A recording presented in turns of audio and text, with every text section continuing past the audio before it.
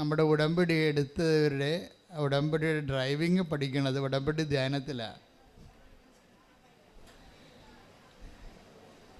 വണ്ടി വാങ്ങിച്ചിട്ട് കാര്യമില്ല, ഡ്രൈവിങ് പഠിക്കണ്ടേ.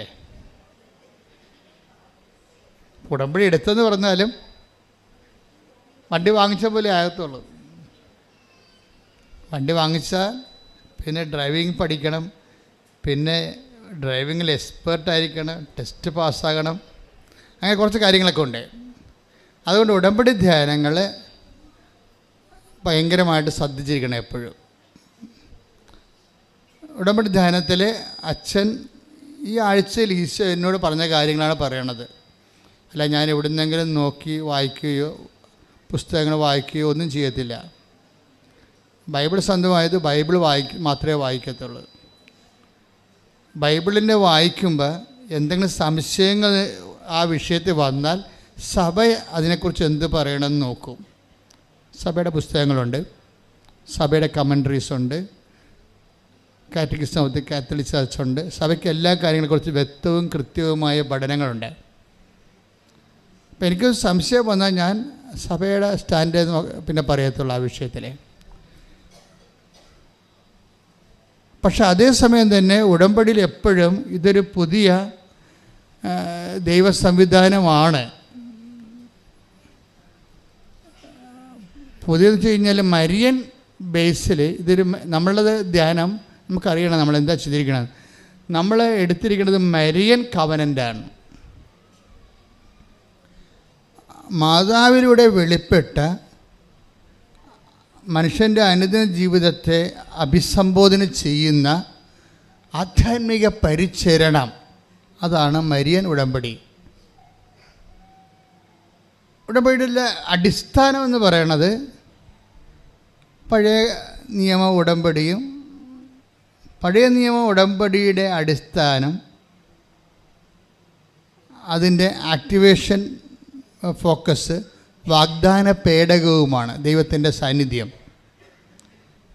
എന്നുവെച്ചാൽ ദൈവത്തിൻ്റെ സാന്നിധ്യം മനുഷ്യനെ സംലഭ്യമാക്കുന്നതിന് വേണ്ടിയുള്ള ഒരു പൊതു സംവിധാനമായിട്ടാണ് ആർക്ക് ഓഫ് ദി കവനൻ്റ് വരണത്. ഇപ്പം പരിശുദ്ധ കുർബാനയും വാഗ്ദാന പേടകമാണ്, പരിശുദ്ധ അമ്മയും വാഗ്ദാന പേടകമാണ്. ഈ രണ്ട് മാധ്യമങ്ങളിലൂടെ ദൈവത്തിൻ്റെ സാന്നിധ്യം നമുക്ക് സംലഭ്യമാകും. അപ്പോൾ ചില കാര്യങ്ങൾ ദൈവത്തിൻ്റെ സാന്നിധ്യം നമുക്ക് സംലഭ്യമാകുമ്പോൾ പലപ്പോഴും ദൈവത്തിൻ്റെ സാന്നിധ്യത്തിൻ്റെ സാകല്യത്തിൻ്റെ പേരാണ് ക്രിസ്തു. അപ്പോൾ ഉടമ്പടി അൾട്ടിമേറ്റായിട്ട് എയിം ചെയ്യണത് ക്രിസ്തുവിനെയാണ്. ക്രിസ്തുവിൻ്റെ വിഷയം എന്ന് പറയണത് ക്രിസ്തു ഒരേ സമയത്ത് തന്നെ നന്മയുമാണ്, അല്ലെങ്കിൽ ബ്ലെസ്സിങ്സുമാണ്, ഗ്രേസുമാണ്. അതിന് എല്ലാം കൂടി ബൈബിൾ പറയുന്ന പേരാണ് രക്ഷ.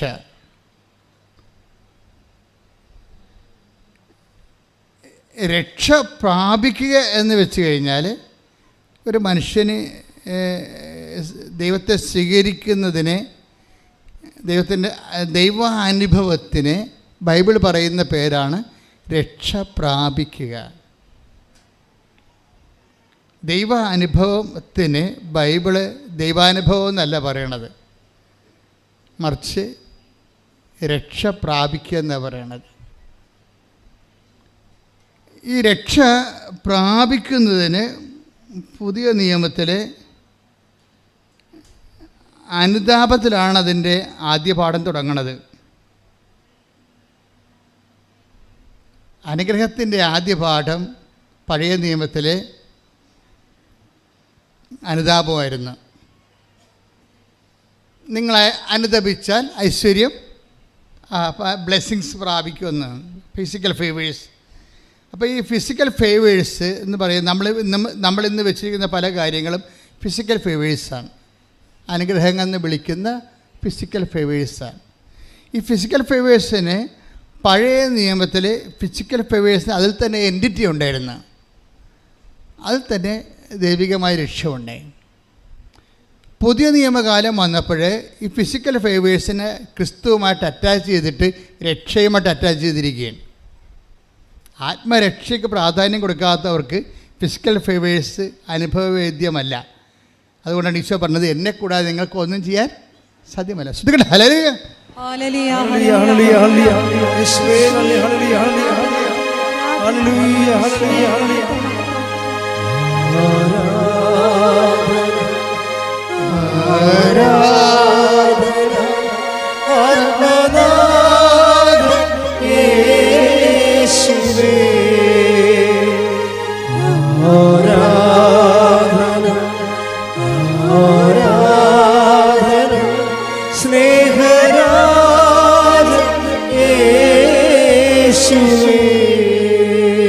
പരിശുദ്ധ പരമദിവ്യകാരുണ്യത്തിന് എന്നേരവും ആരാധനയും സ്തുതിയും പുകഴ്ചയും ഉണ്ടായിരിക്കട്ടെ.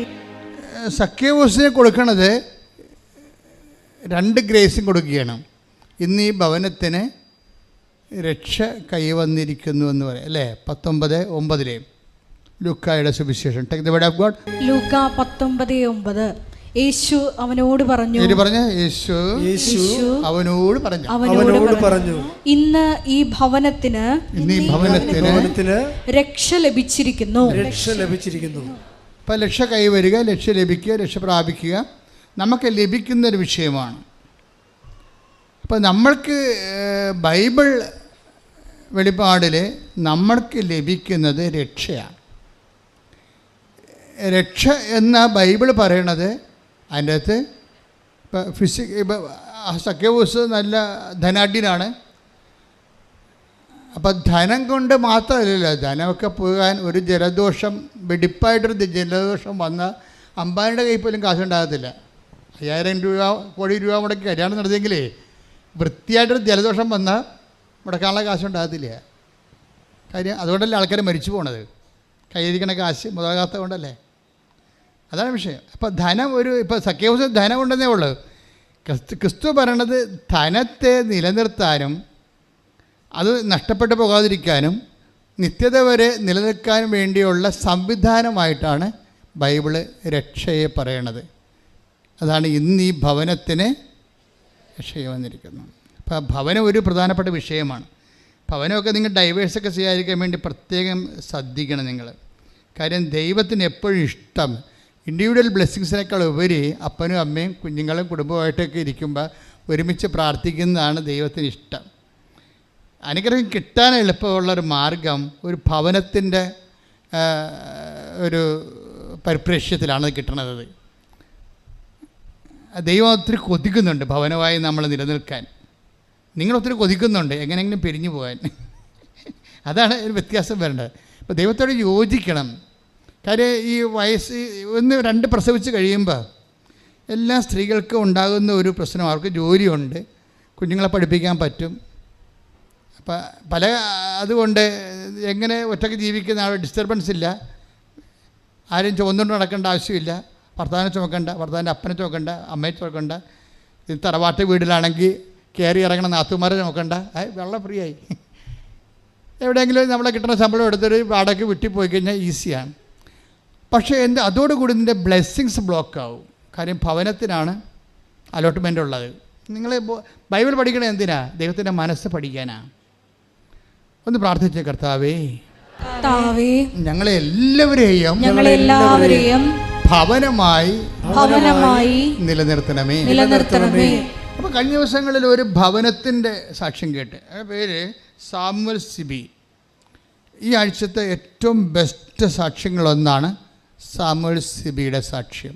അദ്ദേഹം ഒരു ഓർത്തഡോക്സ് വിശ്വാസിയാണ്. അദ്ദേഹം പത്തനംതിട്ടക്കാരനാണ്. അദ്ദേഹം പറയണത് ഞങ്ങൾ എവിടെയായിരുന്നാലും കുടുംബമായിട്ടാണ് നിലനിൽക്കണതെന്ന്. അത് ഭയങ്കരമാണ്. ഞങ്ങൾ എവിടെയായിരുന്നാലും ആ സന്ധ്യ ആകുമ്പോൾ ഓൺലൈനിൽ ഞങ്ങൾ പ്രെയർ ചെയ്യും. കുടുംബത്തിൻ്റെ ഒരുമിച്ച് ഭക്ഷിക്കുക, ഒരുമിച്ച് പ്രാർത്ഥിക്കുക എന്നൊക്കെ പറയണത് കുടുംബത്തിൽ ഏറ്റവും നിങ്ങൾ കൊതിക്കണം. ഈ സാമൂഹ്യ പറയുന്നൊരു സംഭവമുണ്ട്. ഞങ്ങൾ എവിടെ പോയാലും 6:30 വീട്ടിൽ വരാൻ നോക്കും. അപ്പനാണ് പറയണത് നോക്കണം. സാധാരണ അപ്പന്മാരാണ് വരാത്തത്. സാധാരണ അപ്പന്മാരാണല്ലോ വീട്ടിൽ വരാൻ താമസിക്കുന്നത്, ഓരോ കാര്യം പറഞ്ഞ് മുടങ്ങണത്. അമ്മമാരൊക്കെ മിക്കവാറും വീട്ടിൽ തന്നെ ഉണ്ടാകും. അപ്പോൾ ഈ സാമൂഹ്യ പറയണത് ഞങ്ങൾ എവിടെ പോയാലും ഞാൻ പോയാലും വൈഫ് പോയാലും മക്കൾ പോയാലും ഞങ്ങൾ 6:30 മണിക്ക് മുമ്പ് വീട്ടിൽ കയറാൻ നോക്കും. എന്താ കാര്യം? കുടുംബ പ്രാർത്ഥന ഉണ്ടെന്ന്. എന്നാ രസമായി കേൾക്കാൻ. ആ സാമൂഹിക സാക്ഷ്യം നിങ്ങൾ കേൾക്കണം, നല്ല ഹൃദ്യമാണ്. അതിൻ്റെ താഴെയുള്ള ആൾക്കാരുടെ കമൻറ്റ്, ഈ അപ്പൻ്റെ സാക്ഷ്യം കേട്ടപ്പോൾ എൻ്റെ കണ്ണ് നിറഞ്ഞു പോയെന്ന്. അപ്പന്മാർ സാക്ഷ്യം പറയുമ്പോഴേ കേൾക്കുന്ന ആൾക്കാരുടെ കണ്ണ് നിറയണേ. അപ്പോൾ എന്തൊരു അഭിഷേകം അതിൻ്റെ അകത്ത് വന്നിരിക്കണത്. അപ്പോഴൊരു ഭവനമായി ദൈവതിരുസന്നിധിയിൽ ടാപ്പിംഗ് അലോട്ട്മെൻ്റ് ഉള്ളത് ഭവനത്തിനാണ്. അതുകൊണ്ട് തന്നെ ഭവനമായി നിലനിൽക്കാൻ വേണ്ടി നിങ്ങൾ കല്യാണം കഴിക്കാത്തവരും കഴിക്കാൻ പോകുന്നവരും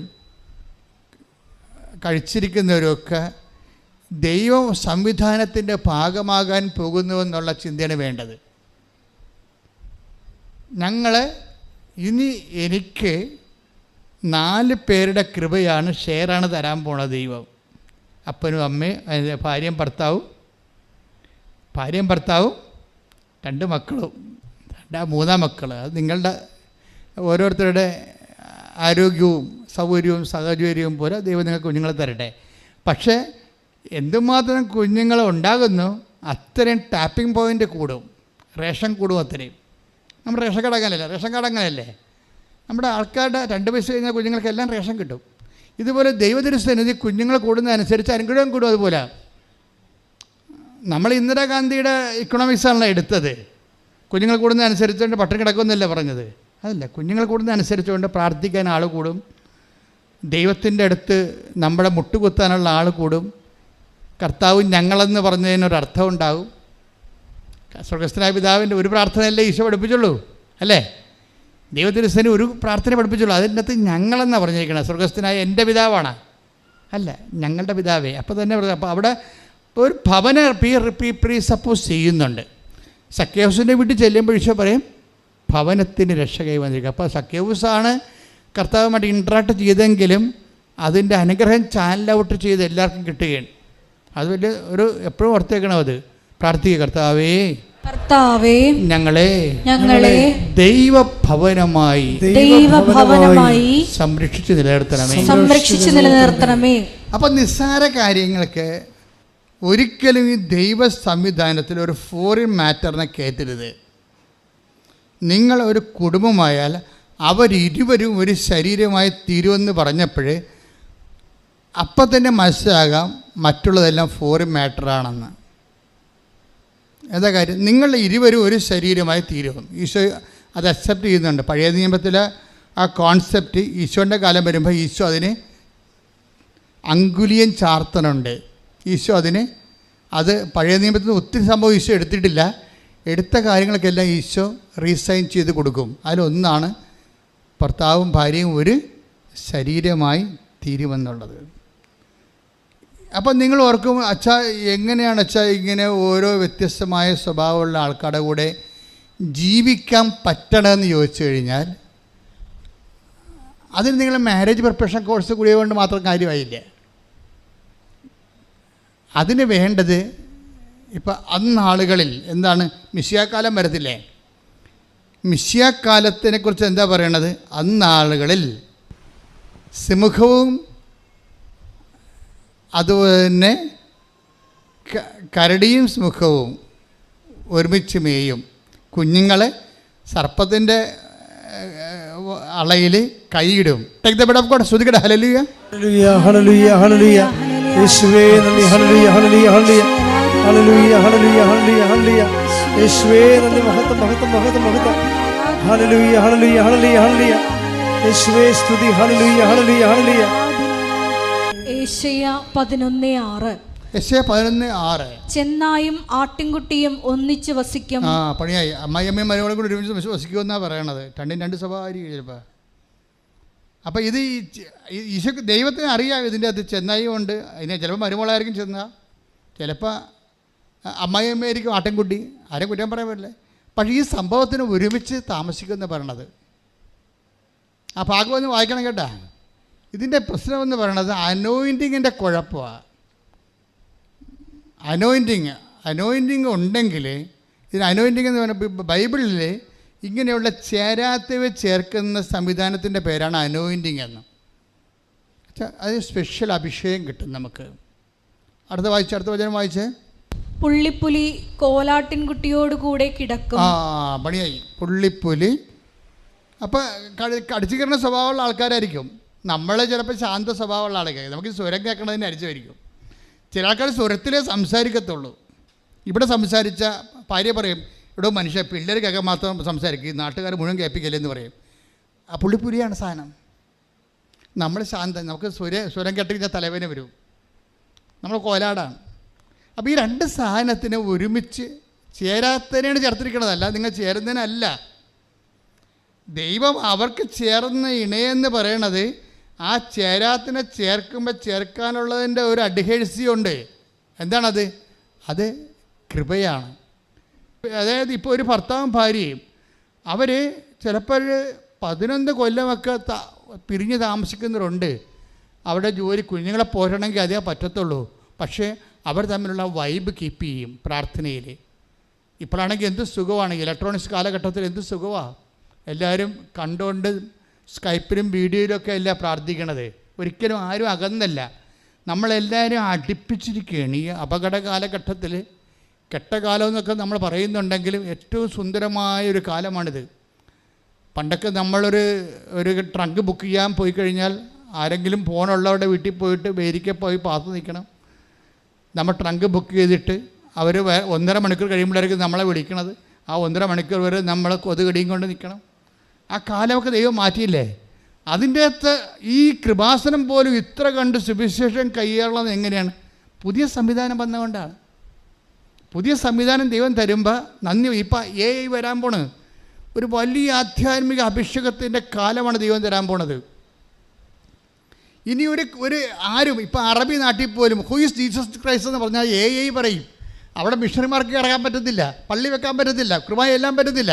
പക്ഷേ AI കർത്താവ് നമ്മുടെ വിരൽത്തുമ്പിലാവും. കൈയടിക്കട്ടെ, ശ്രുതിക്കട്ടെ. ഹല്ലേലൂയ.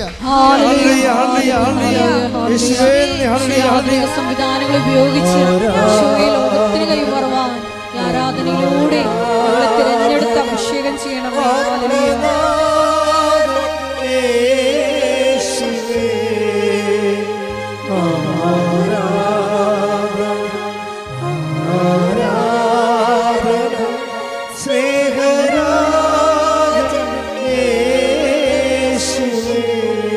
പരിശുദ്ധ പരമദിവ്യകാരുണ്യത്തിന് ആരാധനയും സ്തുതിയും പുകഴ്ചയും ഉണ്ടായിരിക്കട്ടെ. അപ്പോൾ നമ്മൾ ഫസ്റ്റ് പോയിന്റ് സെക്കൻഡ് പോയിന്റിലേക്ക് നമ്മൾ വരുമ്പോൾ നമ്മൾ മനസ്സിലാക്കേണ്ടത്, ആദ്യമേ അച്ഛൻ പറഞ്ഞിരുന്നു, ഉടമ്പടി ബേസിക്കായിട്ട് അൾട്ടിമേറ്റായിട്ട് സാന്നിധ്യത്തിൻ്റെ സംവിധാനമാണ്. ദൈവത്തിന് എപ്പോഴും ഉള്ള ഒരു കൊതിയാണ് നമ്മുടെ കൂടെ നിൽക്കുക എന്നുള്ളത്. ദൈവം പറഞ്ഞാലും തീരാതെ പിന്നെയും പറഞ്ഞുകൊണ്ടിരിക്കും. നിൻ്റെ പുറകിൽ ഞാനുണ്ട്, നിൻ്റെ മുമ്പിൽ ഞാനുണ്ട്, എന്തെല്ലാമാണ് പറയണത്. അതൊക്കെ കേൾക്കുമ്പോൾ കണ്ണ് നിറയത്തില്ലേ? ബൈബിൾ വായിക്കുമ്പോൾ ദൈവസ്നേഹത്തോട് വായിക്കാൻ നോക്കണം. അല്ലാതെ അച്ഛൻ പറഞ്ഞ് അരമണിക്കൂർ വായിക്കാൻ, എന്നാൽ അച്ഛൻ പറഞ്ഞ് എവിടുന്ന് വായിക്കാൻ, എവിടുന്ന് വായിക്കാം, എവിടെയെങ്കിലും വായിക്കടി. അപ്പോൾ അങ്ങനെയല്ല, വായിച്ച് തീർക്കണവർ അരമണിക്കൂർ ആയാലും മതി വായിച്ചിട്ട് നോക്കിക്കൊണ്ടിരുന്നൊരു കാര്യം. അപ്പോൾ ദൈവത്തിന് അറിയാം ചുമ്മാ കള്ളത്തരാണെന്ന് പറയും. അരമണിക്കൂർ വചനം വായിക്കാൻ പറഞ്ഞിട്ടുണ്ട്. ഇപ്പോൾ അരമണിക്കൂറായ ക്ലോക്ക് കഴുത്ത് നീട്ടി ഭിത്തിയായിട്ട് നോക്കിക്കൊണ്ടിരിക്കും. വരെ കാര്യമുണ്ട്. ഇത് ദൈവസ്നേഹത്തിൽ. കാര്യം ദൈവം നിങ്ങളോട് സംസാരിക്കാൻ, നിങ്ങൾക്കറിയാമല്ലോ, ഈ വചനത്തിന് ഇപ്പോൾ പണ്ടൊക്കെ ഈ കമ്പ്യൂട്ടറിലൊക്കെ വൈറസ് കയറുമ്പോൾ നമ്മൾ വേറെ ഒരു ആൻറ്റി വൈറസിൻ്റെ CD ഇട്ട് കൊടുക്കും. കമ്പ്യൂട്ടർ വൈറസ് കയറി കഴിഞ്ഞാൽ സ്റ്റക്കാകും, പ്രോഗ്രാമൊക്കെ ഡാമേജ് ആകും, ജാമാകും. അപ്പോൾ നമ്മൾ എന്താ ചെയ്യും? നമ്മൾ ആൻറ്റി വൈറസിൻ്റെ CD വാങ്ങിച്ചിട്ട് ആ CD ഇട്ട് കൊടുക്കും. ഇപ്പോൾ മൈക്കലാഞ്ചലോ വൈറസ്, അവനാണ് ഇത്രയും നാൾ ഹാക്കിങ്ങിൻ്റെ പരിപാടിയൊക്കെ ചെയ്തുകൊണ്ടിരുന്ന അയാളാണ്. അപ്പോൾ ആ വൈറസിന് പറ്റിയ CD ഉണ്ട് വരെ. അപ്പോൾ അതിട്ട് കൊടുക്കുമ്പോൾ ഈ CD അകത്ത് കയറിയിട്ട് കംപ്ലീറ്റ് ഇതിൻ്റെ അകത്തുള്ള മുഴുവനും ഈ വൈറസിനെ ന്യൂട്രലൈസ് ചെയ്യും. ഇതുപോലെ നമ്മുടെ അകത്തുള്ള ദൈവത്തിൻ്റെ എതിരും, നമ്മളുടെ അകത്തുള്ള വിശ്വാസരാഹിത്യം, നമ്മുടെ അകത്തുള്ള ദൈവസ്നേഹക്കുറവ്, നമ്മുടെ അകത്തുള്ള അശുദ്ധി മുഴുവനും ന്യൂട്രലൈസ് ചെയ്യുന്നതിനാണ് ഈ വചനം വായിക്കുന്നത്. പറഞ്ഞു മനസ്സിലായില്ലേ? അതാണ് വചനം വായിക്കുമ്പോൾ ഉദ്ദേശം. അല്ല അറിവ് നേടാനല്ല. ഞാൻ നിങ്ങളോട് പറഞ്ഞ വചനം നിമിത്തം നിങ്ങൾ ന്യൂട്രലൈസ് ആയിരിക്കുന്നു എന്ന് വെച്ചാൽ അതല്ലേ 15:3 എടുത്ത് ശ്രദ്ധിക്കട്ടെ. ഹല്ലേലൂയ ഹല്ലേലൂയ ഹല്ലേലൂയ യേശുവേ നന്ദി. ഹല്ലേലൂയ ഹല്ലേലൂയ ഹല്ലേലൂയ ഹല്ലേലൂയ. യോഹന്നാൻ 15:3 ഞാൻ നിങ്ങളോട് പറഞ്ഞ വചനം നിമിത്തം നിങ്ങൾ ശുദ്ധിയുള്ളവരായിരിക്കുന്നു. കൈയടിക്കട്ടെ. ശ്രദ്ധിക്കട്ടെ. ഹല്ലേലൂയ ഹല്ലേലൂയ ഹല്ലേലൂയ ഹല്ലേലൂയ. യേശുവേ ആരാധന. കർത്താവേ നന്ദി. ആരാധന. യേശുവേ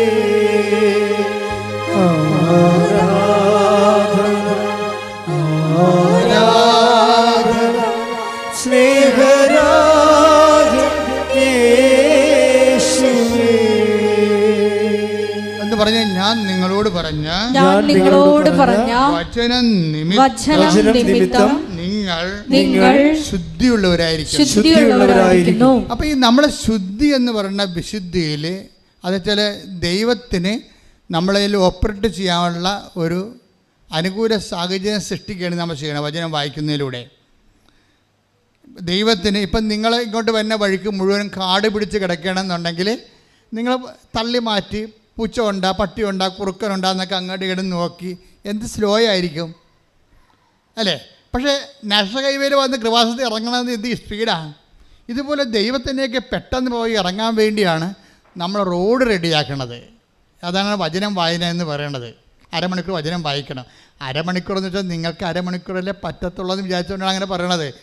അഭിഷേകം കിട്ടിയാൽ എത്ര മണിക്കൂർ വേണമെങ്കിൽ വായിക്കാം. അത് ഏറ്റവും ഡിഫിക്കൽട്ട് ടൈമിലാണ് വചനം വായിക്കുമ്പോൾ പെട്ടെന്ന് കത്തണത്. നിങ്ങൾക്കറിയാം വചനം നമ്മൾക്ക് പല കാലാവസ്ഥയിൽ വായിക്കാം. നമുക്കൊരു സന്തോഷമായിരിക്കുന്ന സമയത്ത് വായിച്ചു കഴിഞ്ഞാൽ അത് സ്ലോ പ്രോസസ്സിങ് ആയിരിക്കും. നമുക്കിപ്പോൾ ഭർത്താവ് നമുക്ക് 2 അടി വെച്ച് തന്നിട്ട് അയാൾ പോയി വെള്ളം അടിച്ച് വന്നിട്ട് പിന്നെ ഉടമ്പടി എടുത്തിട്ടും പോയി അയാൾ വെള്ളം അടിച്ച് ഈ പണ്ടാരത്തിൻ്റെ ആണ് ഈ കുടുംബം നശിപ്പിച്ച് തേച്ച് കഴുകുക. ഇയാൾ ചത്തെങ്കിൽ നമുക്ക് ഇയാളില്ലാതെ ഉടമ്പടി എടുക്കാൻ വരുന്നതെന്ന് പറയും. കാര്യം പൊറുതിമുട്ടിട്ട് പറഞ്ഞു പോണതാണേ. പുള്ളി വന്നിട്ടില്ല. ഇയാൾ എന്ത് ചെയ്യണമെന്ന് വെച്ച് കഴിഞ്ഞാൽ ഇയാൾ ഇങ്ങനെ ഒരു സിറ്റുവേഷൻ നീയെങ്കിൽ നീ കർത്താവ് ഈ മനുഷ്യനെ സ്നേഹിക്കാൻ എനിക്ക് അഭിഷേകം തരാൻ വേണ്ടി പ്രാർത്ഥിക്കണം. എന്നിട്ടിരുന്ന് വചനം വായിക്കണം. എല്ലാവരും വചനം വായിച്ചപ്പോൾ ദൈവം രക്ഷപ്പെടുത്തി എപ്പോഴാണെന്ന് അറിയാമോ? നിങ്ങളെ നിറഞ്ഞ കണ്ണോടി വായിച്ച കാലവും ചിരിച്ച ചിരിയോട് വായിച്ച കാലവും 2 ഹാർവസ്റ്റിംഗ് ആണ്. ഒന്ന് 30 മേനിയും ഒന്ന് 60 മേനിയുമാണ്. നിറഞ്ഞ കണ്ണോടെ വചനം വായിച്ചതും ചിരിച്ചുകൊണ്ട് സന്തോഷിച്ച് വചനം വായിച്ചതും 2 മേനിയാണ്. ചിരിച്ചുകൊണ്ട് വായിക്കണം 30 മേനിയും, നിറഞ്ഞ കണ്ണോടെ വായിച്ചാൽ 60 മേനിയുമാണ്. വെച്ചാൽ അതായത് ഇപ്പം നീ രോഗിയായി, നീ കുറച്ച് കിടപ്പിലായെന്ന് വിചാരിച്ചു. ഇടയ്ക്ക് കിടപ്പിലാകണം നല്ലതാണ്. അയ്യോ ഞാൻ ഉടമ്പടി എടുത്തിട്ട് ഞാൻ കിടപ്പിലായെന്ന് ചോദിച്ചില്ലേ? കിടപ്പിലായെന്ന് വെച്ചാൽ ദൈവത്തിൻ്റെ അടുത്തേക്ക് നമ്മൾ കുറച്ചുകൂടി ഉത്തരവാദിത്തങ്ങൾ കുറച്ച് ദൈവത്തിൻ്റെയൊക്കെ അടുപ്പിച്ച് പ്രാർത്ഥിക്കാനുള്ള അവസരം കിട്ടിയെന്ന് മാത്രമേ അർത്ഥമുള്ളൂ. ഞാൻ 2.5 മാസമൊക്കെ ആശുപത്രി കിടന്നിട്ടുണ്ട്. ഒന്ന് ചിന്തിച്ച് നോക്കിയാൽ 2.5 മാസം ഗവൺമെൻറ് ആശുപത്രി കിടന്നുള്ള അവസ്ഥ എന്തായിരിക്കും? അപ്പം നമ്മൾക്കറിയാം, ബ്രദറായിരുന്ന സമയത്തും അച്ഛനായ സമയത്ത് പോലും ഞാൻ 1.5 മാസമൊക്കെ അച്ഛനായിട്ട് പോലും 1.5 മാസം ആശുപത്രി കിടന്നിട്ടുണ്ട്. ഈ മതിലകം ആശുപത്രിയിൽ അപ്പുറത്ത് മന്ദിരം ആശുപത്രി കിടന്നിട്ടുണ്ട്. അത് 1-2 ആഴ്ചയില്ലയോ? അപ്പോൾ ബ്രോങ്കൈറ്റിസ് അഫക്ഷൻ ഇത് വന്നു കഴിഞ്ഞാൽ തൊണ്ട പഴുത്ത് ശ്വാസത്തിൽ കഫം കയറി കഴിഞ്ഞാൽ പിന്നെ ന്യൂമോണിയായി ടൈഫോയിഡ് വരെ എത്തി ചാകണ വരെ എത്തിയിട്ടേ തിരിച്ചു വരത്തുള്ളൂ. അപ്പോൾ ഈ കാലങ്ങളിലെല്ലാം പ്രെയർ ചെയ്യും ശരിക്കും. നമ്മൾക്ക് അല്ലെങ്കിൽ എന്തുമാത്രം ഫോൺ വിളിയും, എന്തുമാത്രം ആൾക്കാർ നമ്മളെ മീറ്റിങ്ങിന് വിളിക്കുന്നത്, അവിടെ വിളിക്കണേ, ബിഷപ്പ് ഹൗസ് വിളിക്കണേ, നാട്ടിൽ വിളിക്കണേ, വെഞ്ചരിക്കാൻ വിളിക്കണേ, നമുക്ക് തന്നെ നമ്മളെ കിട്ടാനില്ല. പിന്നെയാണ് നമുക്ക് ദൈവത്തിന് നമ്മളെ കിട്ടണത്. നമുക്ക് തന്നെ നമ്മളെ കിട്ടണില്ല, പിന്നെ എങ്ങനെ ദൈവത്തിന് കിട്ടണത്? അപ്പോൾ നമ്മൾ പറയുന്നത് സമയമില്ല എന്നൊക്കെ പറയും. പക്ഷേ ചില സമയത്ത് നമ്മൾ ആശുപത്രി കൊണ്ടിടും. അതിൻ്റെ അർത്ഥം എന്താണ്? നിനക്ക് ആവശ്യത്തിന് സമയം ഞാൻ എഴുതി തന്നിരിക്കണം എന്നാണ് പറയണത്. ഇനി കാര്യം ഒരിക്കലും ഒരു സംഭവം നടന്നു, അതൊക്കെ നിങ്ങൾ അറിയണം നല്ലതായിരിക്കും തോന്നണേ. ഞാനിങ്ങനെ ഈശോ തന്നെ പോലെ പറഞ്ഞുകൊണ്ടിരിക്കുകയാണ്. ഒരിക്കലും എനിക്ക് നല്ല പനി കയറി, പണ്ടാരം പിടിച്ച പനി. അപ്പോൾ അന്ന് ആലുവയിൽ സ്റ്റേഷനിൽ നിൽക്കുകയാണ് ഞാൻ. എന്തോ സെമിനാരിയിൽ നിന്ന് വാങ്ങിക്കാൻ വേണ്ടി ഇറങ്ങിയതാണ്. ഈ വ്യാഴാഴ്ചയാണ്. അപ്പോൾ അവിടെ നിന്ന് വ്യാഴാഴ്ചയാണ് ഈ ചീപ്പ് പൗഡർ സോപ്പൊക്കെ വാങ്ങിക്കണത്. അപ്പം അങ്ങനെ ഇറങ്ങിപ്പോയി. പക്ഷേ എനിക്ക് തിരിച്ച് സെമിനാരി പോകാൻ പറ്റണില്ല. പനി തലക്ക് കൊണ്ട് എന്നിട്ട് സർവാംഗം വിറക്കുകയാണ്. വിറച്ച അവസാനം ഞാൻ ആ പ്രൈവറ്റ് ബസ്സിൽ തിരിച്ചു വരാൻ നേരത്ത് ആ ജനകീയ വടിയെ തൂങ്ങി നിൽക്കുകയാണ്. ആൾക്കാർ നല്ല ഇടിയാണ് ബസ്സിനകത്ത്. അപ്പോൾ ഞാൻ അവരോട് ചോദിച്ചു, ഇവിടെ എവിടെയെങ്കിലും ഈ ബസ് പോണ റൂട്ടിൽ എവിടെയെങ്കിലും ആശുപത്രി ഉണ്ട്? അപ്പോൾ എന്നോട് പറഞ്ഞു അശോകപുരത്തുണ്ടെന്ന് പറഞ്ഞു. ഉടനെ ഞാൻ അശോകപുരത്തിലേക്ക് വണ്ടി ഇപ്പോൾ ആ റൂട്ടിൽ പോകണം. അപ്പോൾ ചെമ്മേരി കഴിഞ്ഞ് പിന്നെയും പോകണം, പെരുമ്പാവൂർ സൈഡിലേക്കാണ് പോകണം. അപ്പോൾ ആ സൈഡിലേക്ക് പോകണം. അപ്പോൾ ഞാൻ അവിടെ പോയി ഇറങ്ങിയിട്ട് ഞാൻ തിരിച്ച് സെമ്മേരിലോട്ടൊന്നും വിളിച്ചില്ല. ബ്രദറാണെന്ന് മാത്രം കാഷ്വാലിറ്റി പറഞ്ഞ് അവിടെ അഡ്മിറ്റ് ചെയ്ത് ആരുമില്ല. കാര്യം ബോധമില്ലാത്തൊരു കണ്ടീഷനാണ്. പിന്നെ അവർ ഇഞ്ചക്ഷനൊക്കെ തന്നെ കിടത്തി. ഞാൻ പിറ്റേ ദിവസം സെമേലോട്ട് വിളിച്ച്, അവിടെ ആർക്കും ഇവിടെ വന്ന് നിൽക്കാനൊന്നും പറ്റത്തില്ല. എൻ്റെ അമ്മയ്ക്ക് നാട്ടിൽ നിന്നും വരാൻ പറ്റത്തില്ല. കാര്യം അമ്മയ്ക്ക് ചെവി കേൾക്കാൻ പറ്റാത്ത കാരണം പുറത്ത് പോകത്തില്ല. അപ്പോൾ അതിനേക്കാൾ ഗതികേടാകും. അപ്പോൾ കൂടെ നിൽക്കാൻ ആരുമില്ല. സെമിനാറിലാണെങ്കിൽ പരീക്ഷയുമാണ്. സെമിനാറിൽ പരീക്ഷ കാരണം അവരാർക്കും ഇവിടെ നിൽക്കാൻ പറ്റും. അപ്പം ഞാനും ഉണ്ട്, എൻ്റെ കട്ടിലുമുണ്ട്. അപ്പോൾ എന്നോട് അവിടുത്തെ ഇൻഫർമേറ്റർ എന്ന് പറഞ്ഞ ഒരാളാണ് ഈ ചികിത്സിക്കേണ്ടത് നമ്മളാണ്. പക്ഷേ മരുന്ന് വല്ല കൊണ്ടും തരണത് അയാളാണ് ഇവിടെ നോക്കണം. പുതപ്പ് വേണം എന്നൊക്കെ ചോദിക്കണതും. അപ്പം ഞാൻ പറഞ്ഞ് കിങ് ജെയിംസ് വേർഷൻ ബൈബിൾ എടുത്തുകൊണ്ട് വരാൻ പറഞ്ഞു. കിങ് ജെയിംസ് വേർഷനാണ് ഏറ്റവും ടോപ്പ് ബൈബിള്, എംപാറ്റിക് റോയൽ ഇംഗ്ലീഷിൽ കിടക്കണ. അപ്പോൾ അത് ഞാൻ കഴിഞ്ഞ അടുത്ത ദിവസങ്ങളാണ് വാങ്ങിച്ചിരിക്കണത്. അപ്പോൾ എനിക്കത് കണ്ടപ്പോൾ എനിക്ക് ഇഷ്ടപ്പെട്ട് ഞാൻ ആ ബൈബിളൊന്നും എടുത്ത് വരാൻ പറഞ്ഞു. അതേ ഞാൻ ചോദിച്ചോളൂ, വേറെ ഒന്നും ചോദിച്ചില്ല. ബ്രദർ ആ ബൈബിൾ തന്നിട്ട് ബ്രദർ പോയി. പനിയൊക്കെ എല്ലാവർക്കും നാട്ടിൽ വരുന്നതല്ലേ, അതൊന്നും അവർക്ക് പ്രശ്നമില്ല, എനിക്കും പ്രശ്നമില്ല. ആരും നിൽക്കണമെന്ന് എനിക്ക് താല്പര്യമില്ല. കാര്യം ആരെയും ബുദ്ധിമുട്ട് നമ്മളെന്തിനാണ് കൂടെ നടത്തുന്നത്? ഞാൻ ഈ ടൈം മുഴുവനും ഒരു 72 മണിക്കൂർ പനിയുമായിട്ടുള്ള യുദ്ധമായിരുന്നു. 103 പനിക്ക് അഡ്മിറ്റ് ചെയ്തതാണ്.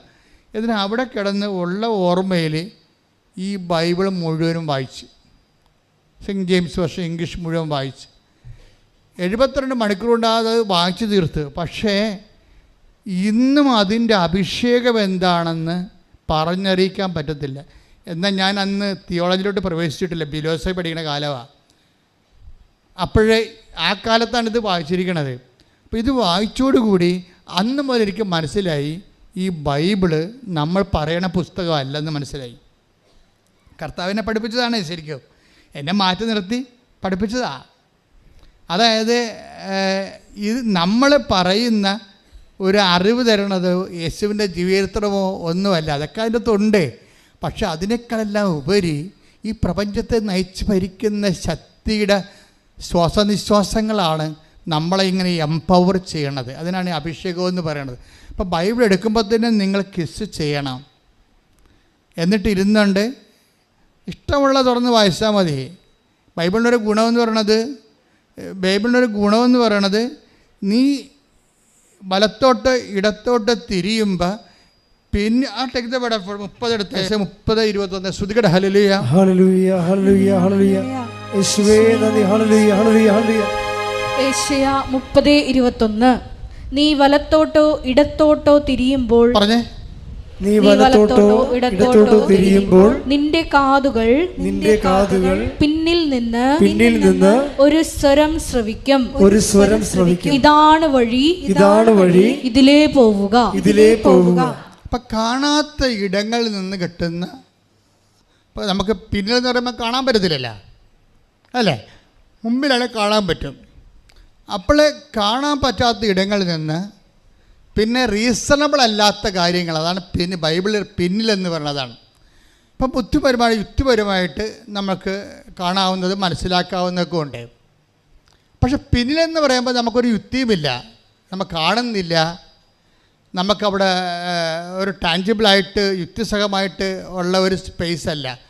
പിന്നിൽ നിന്നാണ് ഈ സ്വരം കേൾക്കുന്നത്. ചില സമയത്ത് നമ്മൾക്ക് ബുദ്ധിപരമായ നമ്മുടെ അറിവ്, മുന്നറിവ്, നമ്മുടെ അറിവ് എല്ലാം അതിൻ്റെ അപ്പുറത്ത് എപ്പോഴും ബൈബിളിൽ നിന്ന് ദൈവത്തിന് ഒരു പിന്നുണ്ട്. എന്നുവെച്ചാൽ പുറകുവശം മനുഷ്യനെ കണ്ണോ കാതോ കൊണ്ട് കണ്ണോ കൊണ്ടോ കൈ കൊണ്ടോ ഇന്ദ്രിയങ്ങൾ കൊണ്ടോ മനസ്സിലാക്കാത്ത ഒരു അഭവമായ അജ്ഞാതമായ കോണിൽ നിന്നുകൊണ്ട് ദൈവം നമ്മളോട് സംവേദിക്കും.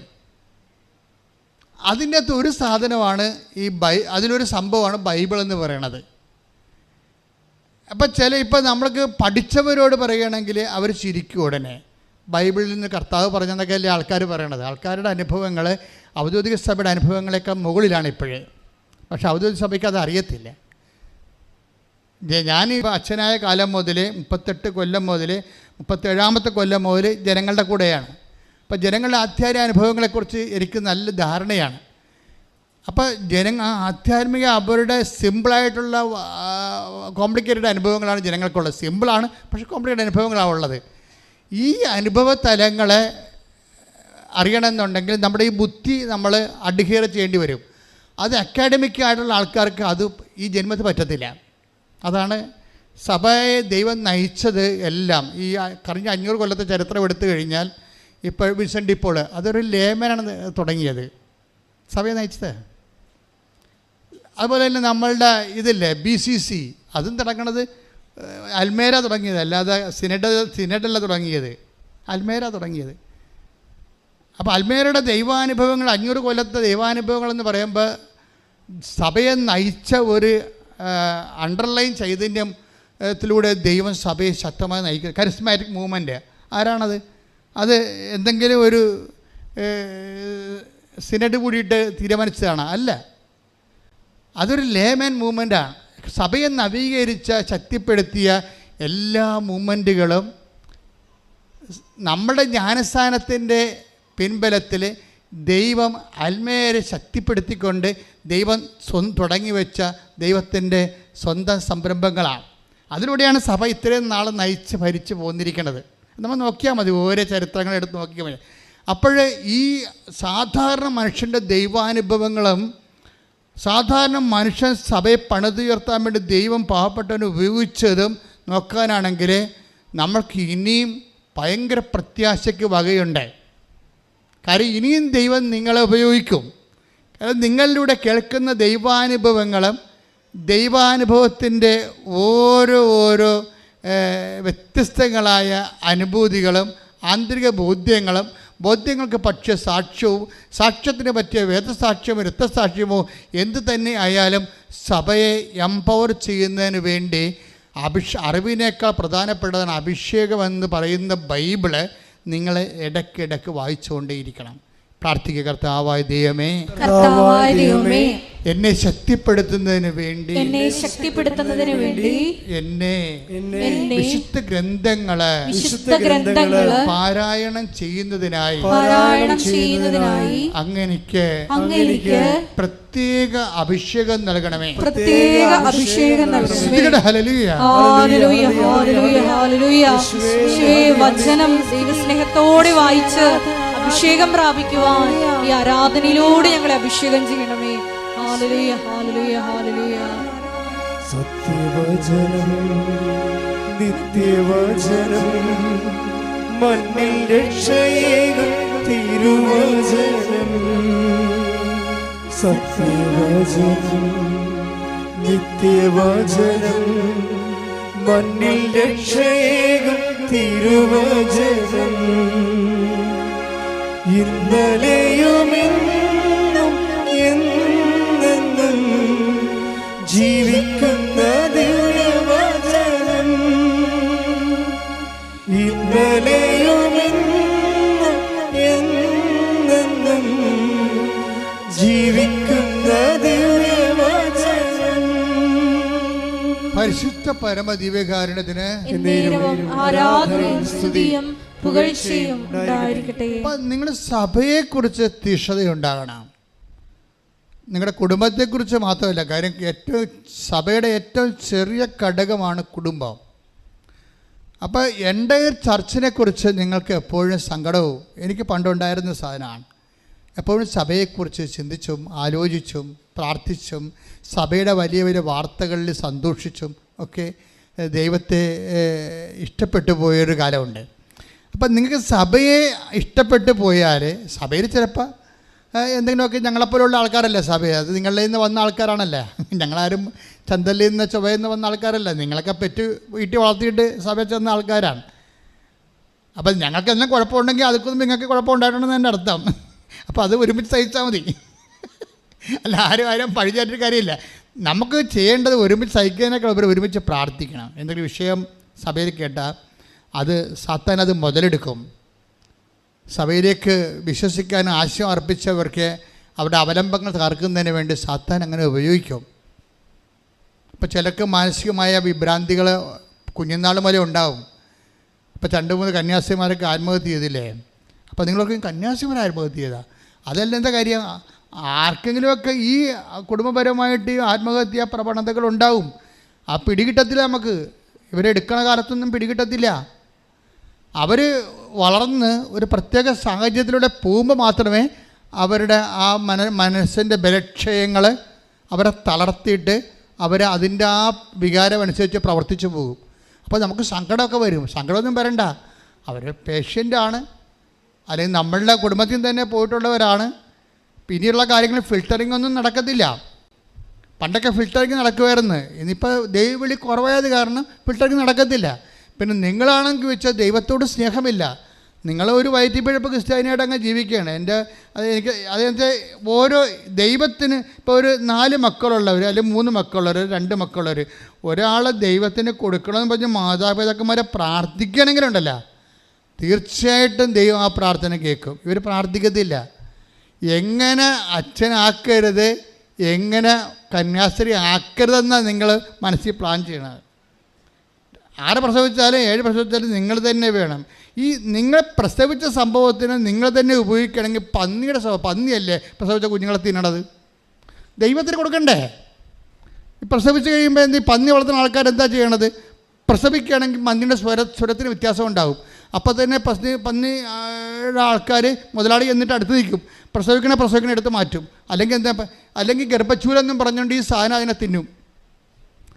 നമ്മുടെ മക്കളെ നമ്മുടെ വീട്ടിൽ തന്നെ നിർത്തി ജോലി മേടിച്ച് കൊടുത്ത് അവരുടെ പണം കൊണ്ട് നമ്മൾ തന്നെ ജീവിക്കുക. സഭയെ വളർത്താൻ വേണ്ടി നിങ്ങൾ ദൈവവിളിക്ക് കൊടുക്കുന്നില്ലെങ്കിൽ ദൈവത്തിൻ്റെ തിരുസേന നിങ്ങൾ ആരാണെന്നൊന്നും ഞാൻ പറയണില്ല. അത് നിങ്ങൾ കർത്താവിൻ്റെ അടുത്ത് ചെല്ലുമ്പോഴായിരിക്കും അബദ്ധം പറ്റിയ മനസ്സിലായത്. ഒരാളെങ്കിലും ദൈവത്തിന് വേണ്ടി കൊടുക്കേണ്ടതായിരുന്നു എന്നൊന്ന് പ്രാർത്ഥിക്കട്ടെ. കർത്താവേ, ഞാൻ ദൈവവിളി പ്രോത്സാഹിപ്പിക്കുന്ന ഒരു വ്യക്തിയായി അറിയപ്പെടാൻ ആഗ്രഹിക്കുന്നു. കർത്താവേ, എനിക്കിനി പ്രസവിക്കാനോ കുഞ്ഞുങ്ങളെ അങ്ങേക്ക് നൽകാനോ നിവൃത്തിയില്ലെങ്കിലും ആ വിഷയം വെച്ചുകൊണ്ട് മറ്റുള്ളവരെ പ്രോത്സാഹിപ്പിക്കുകയും അവർക്ക് വേണ്ടി പ്രാർത്ഥിക്കാൻ സഭയിൽ നല്ല ദൈവവിളി ഉണ്ടാകാൻ പ്രാർത്ഥിക്കുന്നതിനായി ഞാൻ പരിശ്രമിക്കാം.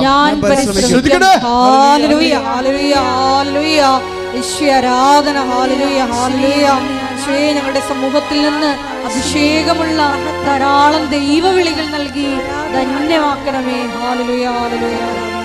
മക്കളെ തരിക, എന്റെ സർവവും എടുത്തുകൊള്ളുക. ആത്മാക്കളെ തരിക, എന്റെ സർവവും എടുത്തുകൊള്ളുക. ആത്മാക്കളെ തരിക, എന്റെ സർവവും എടുത്തുകൊള്ളുക. പരിശുദ്ധ പരമ ദിവ്യകാരുണ്യത്തിന് ഇപ്പം ഇങ്ങനെ ദൈവത്തെക്കുറിച്ച് ചിന്തിക്കുകയും ദൈവത്തിൻ്റെ നാമത്തെ മഹത്വപ്പെടണം, സുവിശേഷം ദൈവത്തെ മറ്റുള്ളവർക്ക് അറിയിക്കണം എന്നൊക്കെ നിങ്ങൾ ചിന്തിച്ച് ആലോചിച്ചിട്ടാണ് ഈ വചനം വായിക്കണമെങ്കിൽ വചനം പെട്ടെന്ന് അഭിഷേകമാകും. അല്ല ദൈവത്തിന് ഒരു പ്രയോജനമില്ലാതെ നിങ്ങളിത് വായിച്ചുകൊണ്ട് ഇത് പെട്ടെന്ന് അഭിഷേകം ഈ ബോയിലിംഗ് പോയിൻ്റ് കൂട്ടണം. ബോയിലിംഗ് പോയിൻ്റ് ഇപ്പം നിങ്ങൾക്ക് തന്നെ അറിയാം നിങ്ങളുടെ ജീവിത രീതികളിൽ നിന്ന് ദൈവത്തെ അറിയാത്തൊരു കാര്യമുണ്ടല്ലോ. എല്ലാവരുടെ ജീവിതത്തിലും ഉണ്ടാവും. ദൈവത്തെ അറിയാത്തൊരു കാലഘട്ടം എല്ലാവരുടെ ജീവിതത്തിലും ഉണ്ടാവും. അറിഞ്ഞിട്ട് അംഗീകരിക്കാത്ത കാലഘട്ടം, ദൈവത്തെ അറിഞ്ഞിട്ട് അറിവനുസരിച്ച് ജീവിക്കാത്ത കാലഘട്ടം, ഒരു കാലഘട്ടം അജ്ഞതയുടെ കാലഘട്ടം. അപ്പോൾ നമ്മൾ ഉടമ്പടിയിലൂടെ തിരിച്ചു വന്നു കഴിയുമ്പോൾ ഈ അജ്ഞതയുടെ കാലഘട്ടം ദൈവം പിന്നെ അത് കൗണ്ട് ചെയ്യത്തില്ല.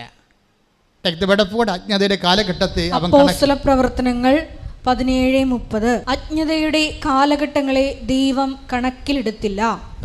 ഒന്ന് പറഞ്ഞേ, അജ്ഞതയുടെ കാലഘട്ടങ്ങളെ ദൈവം കണക്കിലെടുത്തില്ല. എന്നാൽ ഇപ്പോൾ എല്ലായിടത്തുമുള്ള സകല ജനങ്ങളും പശ്ചാത്തപിക്കണമെന്ന് അവിടുന്ന് ആജ്ഞാപിക്കുന്നു. ഇതൊരു കൽപ്പനയാണ്, ഉടമ്പടിയിലൂടെ വന്നിരിക്കുന്ന ഒരു കൽപ്പനയാണ്. അപ്പം അതിൻ്റെ അകത്ത് എല്ലാ ആൾക്കാരും ഉണ്ട്. ക്രിസ്ത്യൻസ് ഉണ്ട്, ഹിന്ദുസ് ഉണ്ട്, മുസ്ലിംസ് ഉണ്ട്, അല്ലേ? അപ്പോൾ അതിനൊന്നും വായിച്ച് എല്ലായിടത്തുമുള്ള സകല ജനങ്ങളും പറഞ്ഞേ എല്ലായിടത്തുമുള്ള സകല ജനങ്ങളും പശ്ചാത്തപിക്കണമെന്ന് അവിടുന്ന് ആജ്ഞാപിക്കുന്നു. ആഗ്രഹമല്ല, പിന്നെ എന്താണ്? ആജ്ഞാപനമാണ്. അപ്പം നമുക്ക് ഓപ്ഷൻ ഇല്ല. ചെയ്യുകയോ ചെയ്യാതിരിക്കുകയോ ചെയ്യാൻ പറ്റത്തില്ല. ചെയ്തേ മതിയാവത്തുള്ളൂ. പ്രാർത്ഥിക്കുക, കർത്താവേ എല്ലായിടത്തുമുള്ള എല്ലാ ജനങ്ങളിലും ഞാൻ ഉൾപ്പെടുന്നുവെന്ന് ഞാൻ മനസ്സിലാക്കുന്നു. അങ്ങേ അറിയാത്ത എന്റെ അജ്ഞതയുടെ പഴയ കാലങ്ങളെ വിസ്മരിച്ചുകൊണ്ട് അങ്ങയോട് ഐക്യപ്പെടുന്ന ഉടമ്പടിയുടെ പുതിയ കാലം എനിക്ക് നൽകിയതിന് നന്ദി പറയുന്നു. ആരാധന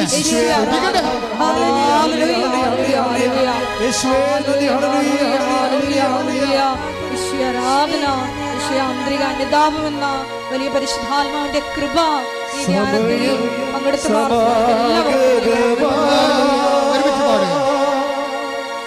സകലരും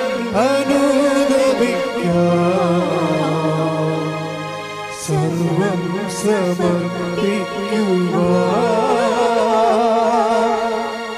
സകലരുമണഞ്ഞിടുവിൻ സമയം സമാഗതമാ.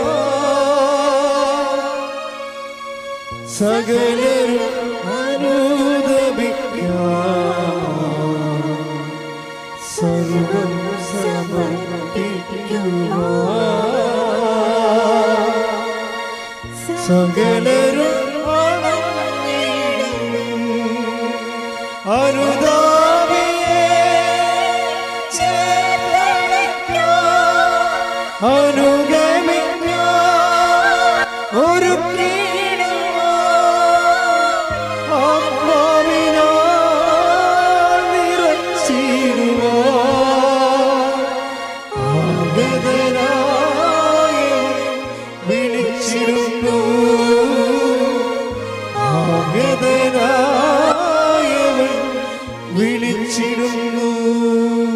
പരിശുദ്ധ പരമദിവ്യകാരുണ്യത്തിന് നേരവും ആരാധനയും സ്തുതിയും പുകഴ്ചയും ഉണ്ടായിരിക്കട്ടെ. ഉടമ്പടിയുടെ ഏറ്റവും വലിയ വിജയം മറ്റ് പ്രാർത്ഥനകളെ എല്ലാം മനുഷ്യനെ ഓറിയൻറ്റഡ് ചെയ്താണ് വരുന്നത്.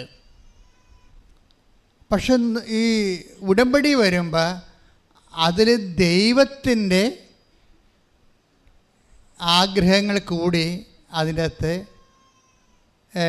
ഉൾച്ചേർന്നിട്ടുണ്ട്. അതുകൊണ്ട് നിങ്ങൾ ദൈവിക കാര്യങ്ങളെ കൂടുതൽ തീക്ഷ്ണതയോടെ ചെയ്യുമ്പോൾ, ഇപ്പം ഞാനിടയ്ക്ക് നമ്മുടെ അച്ഛന്മാരോട് പറയുകയെ, പൊതുവേ ഞങ്ങളൊക്കെ ഇരിക്കുമ്പോൾ ഭക്ഷണത്തിലൊക്കെ ഇരിക്കുമ്പോൾ എപ്പോഴും ദൈവിക കാര്യങ്ങളെ ഇവിടെ സംസാരിക്കത്തുള്ളൂ. സാധാരണ എന്തെങ്കിലും മാനുഷികമായ കാര്യങ്ങളിലേക്ക് സംസാരിക്കണമെങ്കിൽ പൊതുവെ ഞങ്ങൾ ഒരുമിച്ച് സംസാരം നിർത്തിയിട്ട് തിരിച്ചു പോരും അതിൻ്റെ അകത്ത്. അപ്പോഴേ ഞാൻ അച്ഛന്മാരോട് ചില സമയത്ത് പറയുകയും, കർത്താവ് ചോദിച്ചിരിക്കുന്നത് ആര് എനിക്ക് വേണ്ടി പോകും, ആരെ ഞാൻ അയക്കും. Take the word of God. സ്തുതിക്കട്ടെ. ഹല്ലേലൂയ, ഹല്ലേലൂയ, ഹല്ലേലൂയ, ഹല്ലേലൂയ, ഹല്ലേലൂയ. യേശുവേ നന്ദി, യേശുവേ സ്തുതി. ഹല്ലേലൂയ, ഹല്ലേലൂയ, ഹല്ലേലൂയ, ഹല്ലേലൂയ, ഹല്ലേലൂയ, ഹല്ലേലൂയ. യേശുവേ ആരാധന, ആരാധന, ആരാധന. ഹല്ലേലൂയ, ഹല്ലേലൂയ, ഹല്ലേലൂയ. യേശുവേ സ്തുതി. ഹല്ലേലൂയ, ഹല്ലേലൂയ, ഹല്ലേലൂയ. യെശയ്യാ 6:8. യെശയ്യാ 6:8. അതിനുശേഷം കർത്താവ് അരുളി ചെയ്യുന്നത് ഞാൻ കേട്ടു. ആരെയാണ് ഞാൻ അയക്കുക? ആരാണ് നമുക്ക് വേണ്ടി പോവുക? ആരെയാണ് ഞാൻ അയക്കുക? പിന്നത്തെ ചോദ്യം എന്താണ്? ആരാണ് നമുക്ക് വേണ്ടി പോവുക? ആരെയാണ് ഞാൻ അയക്കുക എന്ന് വെച്ച് കഴിഞ്ഞാൽ അയക്കാനൊരു 1000 ഉണ്ട്. അതൊക്കെ അവരുടെ വയറ്റിപ്പഴപ്പിന് വേണ്ടി പോകുന്ന ആൾക്കാരാണ്. ആരെയാണ് ഞാൻ അയക്കുക?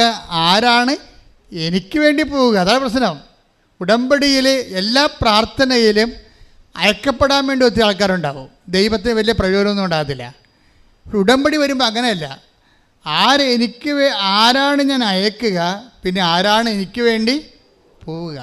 അപ്പം എനിക്ക് വേണ്ടി പോകുന്ന മിഷൻ ഉടമ്പടിയിൽ ഒത്തിരി ഉണ്ട്. ഇത് പല ആൾക്കാർ ചിലർ ചെയ്യും, ഒപ്പിച്ചുണ്ടാക്കും. ചിലർ പിന്നെ ആ കടമ പോലെ നിർവഹിക്കും. ചില ആൾക്കാർ കടമ വേറെ ആൾക്കാരെ ഏൽപ്പിച്ചിട്ട് നോക്കും. എന്നിട്ട് അവരതിൻ്റെ അകത്തുള്ള പ്രാർത്ഥന മാത്രം എടുക്കും. ചില ഈ 2ാം ക്ലാസ്സുകാർ ഒരു 1/2 വയസ്സുള്ള കുഞ്ഞുങ്ങളൊക്കെ ഇല്ലേ, ഈ ഷഡ്ഡിയൊക്കെ ഇട്ട് നടക്കുന്ന കാലത്ത് അവരുടെ മുമ്പിൽ കേക്ക് വെച്ചുള്ള അവസ്ഥ എന്താണ്? അവരാ ചെറിപ്പഴം എടുത്ത് തിന്നിട്ടും വീട്ടിൽ പോകും ഇല്ലേ? കേക്ക് നമ്മൾ ബർത്ത്ഡേക്ക് വെക്കുകയാണ്. അപ്പോൾ അതിൻ്റെ അകത്ത് ഐസ്ക്രീമും ഉണ്ടാവും, അതിൻ്റെ അകത്ത് ചെറിപ്പഴം ഉണ്ടാവും. അപ്പോൾ കുഞ്ഞുങ്ങൾ വന്നിട്ട് എന്താ ചെയ്യണത്? ആ ചെറിപ്പഴം എടുക്കും, ഐസ്ക്രീമും എടുത്ത് തിന്നിട്ടും കേക്ക് കഴിക്കത്തില്ല. ഉടമ്പടിയിലുള്ള ഐസ്ക്രീമാണ് ചില ആൾക്കാർക്ക്. ആ പ്രത്യക്ഷീകരണ പ്രാർത്ഥന മാത്രം ചൊല്ലിക്കൊണ്ടിരിക്കും. മനസ്സിലായില്ലേ? പ്രത്യക്ഷീകരണ പ്രാർത്ഥന നമുക്ക് ചെയ്യാൻ പറ്റുന്ന പരിപാടി. അപ്പോൾ അതിപ്പോൾ അങ്ങനെയുള്ളവരെ ഈ തുണിയില്ലാത്ത പിള്ളേരായിട്ട് ദൈവം കാണത്തുള്ളൂ.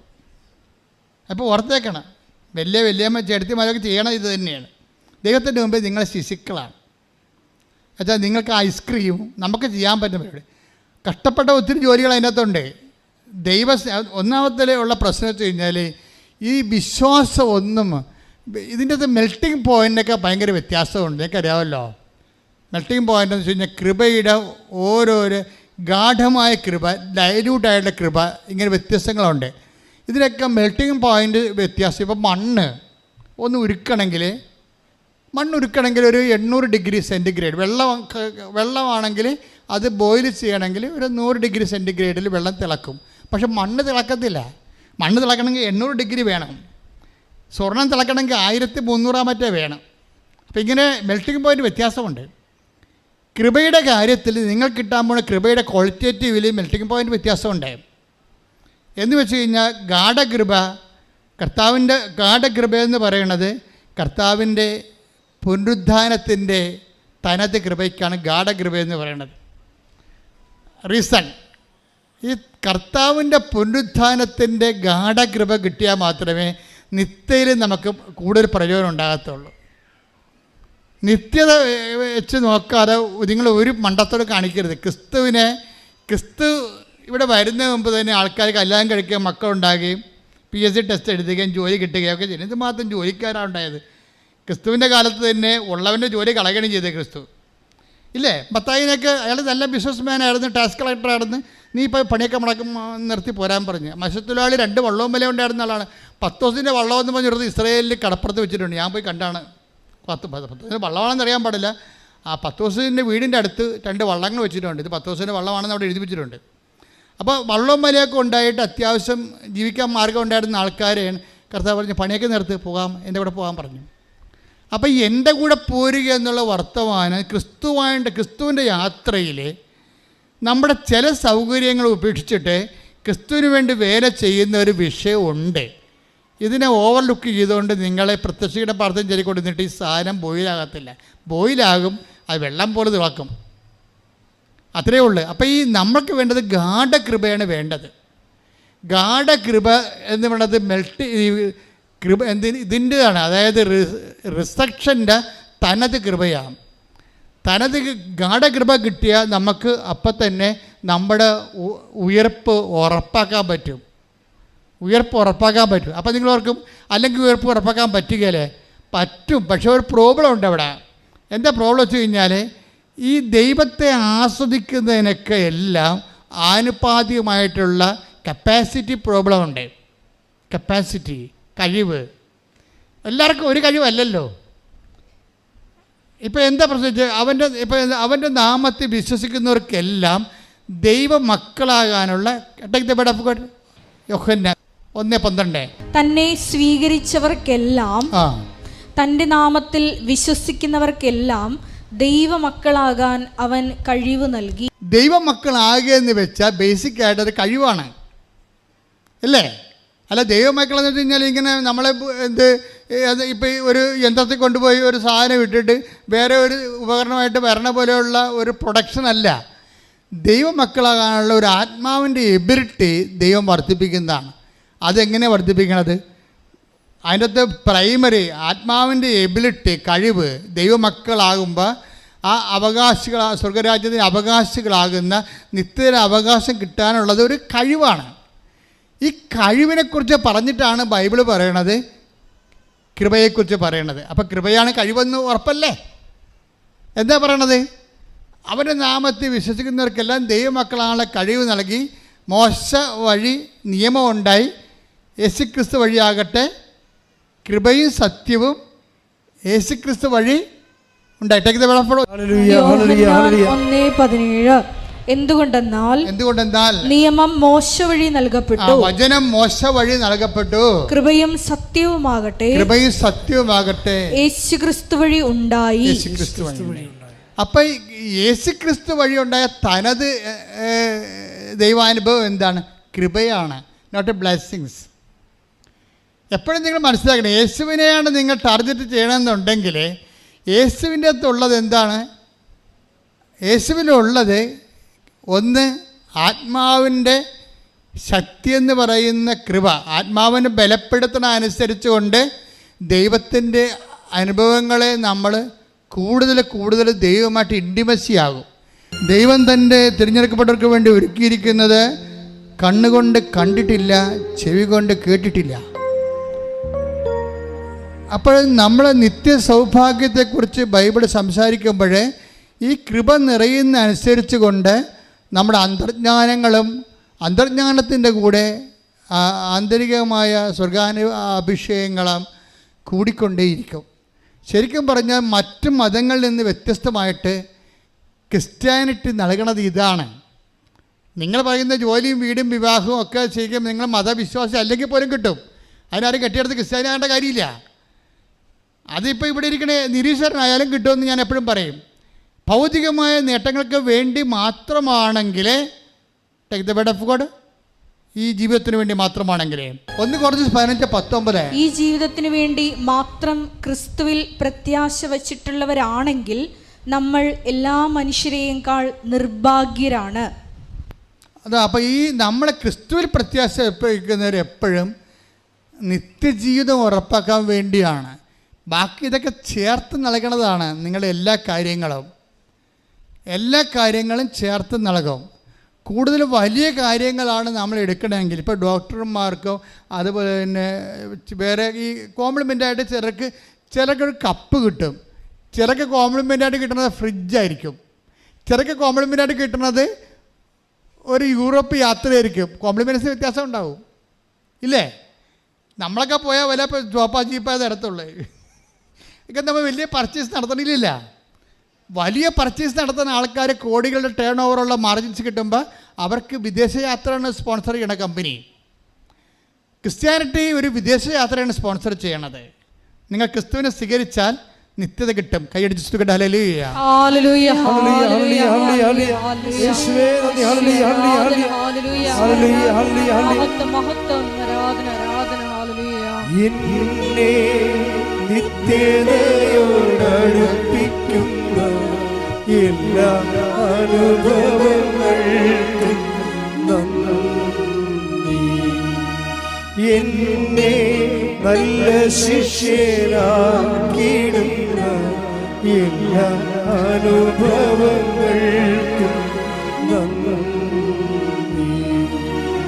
എന്നെ നിത്യതയോടടുപ്പിക്കുന്ന എല്ലാ അനുഭവങ്ങൾക്കും നന്ദി. എന്നെ നല്ല ശിഷ്യനാക്കിയിടുന്ന എല്ലാ അനുഭവങ്ങൾക്കും നന്ദി. എൻ്റെ മക്കളെ, ബൈബിൾ നൽകുന്ന ഭയങ്കരമായ ഒരു അഭിഷേക വെളിപാടുണ്ട്. അതായത് വാഗ്ദാന പേടകവും കാണായി.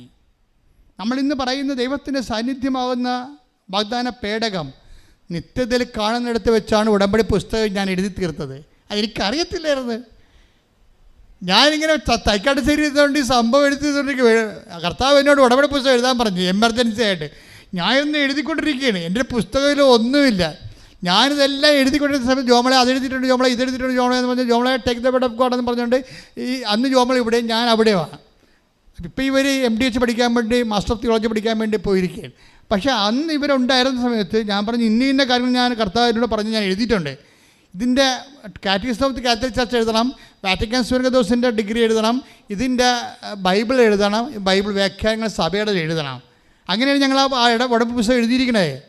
അപ്പോൾ ഇങ്ങനെ എടുക്കുമ്പോൾ ഈ രൂപീകരണത്തിൽ അവസാനം വരണത് വാഗ്ദാന പേടകം കാണാമെന്നാണ്. അപ്പം ഇന്ന് നമ്മൾ കാണുന്ന വാഗ്ദാന പേടകം പരിശുദ്ധ അമ്മ, ഈശോയും എല്ലാം വാഗ്ദാന പേടകമാണ്. ഈ ബൈബിൾ അവസാനിക്കുന്നവരെ വാഗ്ദാന പേടകം കാണും. വെളിപ്പാടിൻ്റെ പുസ്തകത്തിൽ നിത്യത ഈ വാഗ്ദാന പേടകം ഉണ്ടാകും. വാഗ്ദാന പേടകം വെച്ചിട്ടാണ് ബൈബിൾ അവസാനിക്കുന്നത്. എന്ന് വെച്ചാൽ ദൈവത്തിൻ്റെ സാന്നിധ്യം മനുഷ്യൻ്റെ കൂടെ. വെളിപ്പാട് 11:19. അപ്പോൾ സ്വർഗത്തിൽ ദൈവത്തിന്റെ ആലയം തുറക്കപ്പെട്ടു, അതിൽ അവിടുത്തെ വാഗ്ദാന പേടകം കാണായി.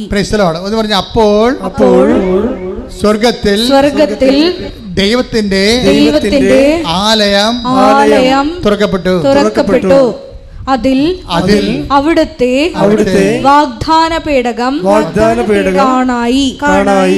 ഇപ്പം ഈ വാഗ്ദാന പേടകം സഞ്ചരിച്ച് നമ്മുടെ കണ്ണീരെല്ലാം ഒപ്പിയെടുത്തെന്ന് പറയും. ഇനിമേൽ മരണമില്ല. അവിടുന്ന് അവിടെ കണ്ണീരെല്ലാം ഒപ്പിയെടുത്തു. ജോർദാൻ കടന്നു പോവുകയാണ് നമ്മളെ. വെളിപാട് അവസാനിക്കാൻ പോകുമ്പോൾ നിങ്ങൾ ഒന്ന് പറഞ്ഞേ, പരിശുദ്ധ ദിവ്യകാരുണ്യത്തിന് ആരാധനയും സ്തുതിയും ഉണ്ടായിരിക്കട്ടെ. ബൈബിളിന്റെ അവസാന ഭാഗങ്ങൾ വായിക്കുമ്പോൾ വെളിപാടിന്റെ അവസാനങ്ങളിൽ നമ്മൾ ത്രില്ലടിക്കും. നമുക്ക് അഭിഷേകം ഉണ്ടാവും. ദൈവസ്നേഹത്താൽ നമ്മുടെ കണ്ണ് നിറയും, കരൾ നിറയും. നമ്മളെ സ്തുതിച്ചുകൊണ്ടേയിരിക്കും. ശ്രുതികട്ടെ. ഹല്ലേലൂയ, ഹല്ലേലൂയ, ഹല്ലേലൂയ, ഹല്ലേലൂയ.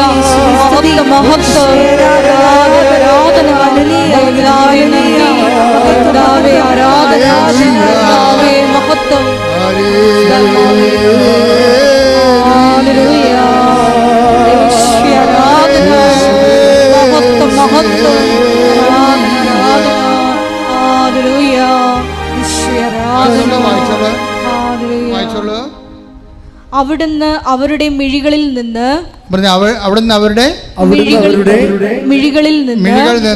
കണ്ണീർ തുടച്ചു നീക്കും. ഇനി മരണം ഉണ്ടായിരിക്കുകയില്ല. ഇനിമേൽ ദുഃഖമോ മുറവിളിയോ വേദനയോ ഉണ്ടാവുകയില്ല. പഴയതെല്ലാം കടന്നുപോയി.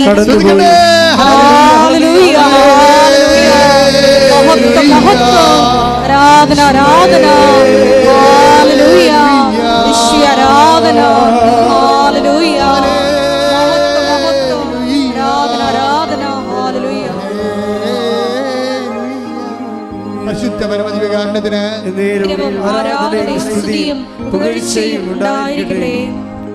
എൻ്റെ പ്രിയപ്പെട്ടവർ, ഇത് അവസാനിക്കുന്നത് അവിടെ നിന്ന് അവരുടെ കണ്ണിൽ നിന്ന് കണ്ണീരെല്ലാം തുടച്ചു നീക്കും. നിന്റെ കണ്ണുനീർ തുടച്ചു നീക്കുന്നവരെ, നിന്റെ മരണത്തെ ജയിച്ച് ജീവനിലേക്ക് സന്തോഷത്തോടെ പ്രകടിപ്പിക്കുന്നവരെ വാഗ്ദാന പേടകമായി ദൈവത്തിൻ്റെ സാന്നിധ്യം നിന്റെ പിന്നിലുണ്ടാകും. എന്നിട്ട് വചനം പറയണെങ്ങനെ, ജോർദാൻ കടക്കുവോളോ, അവസാനത്തെ ജനം വരെ കടന്നു പോകുവോളോ വാഗ്ദാന പേടകൻ ജോർദാനിൽ നിൽക്കും.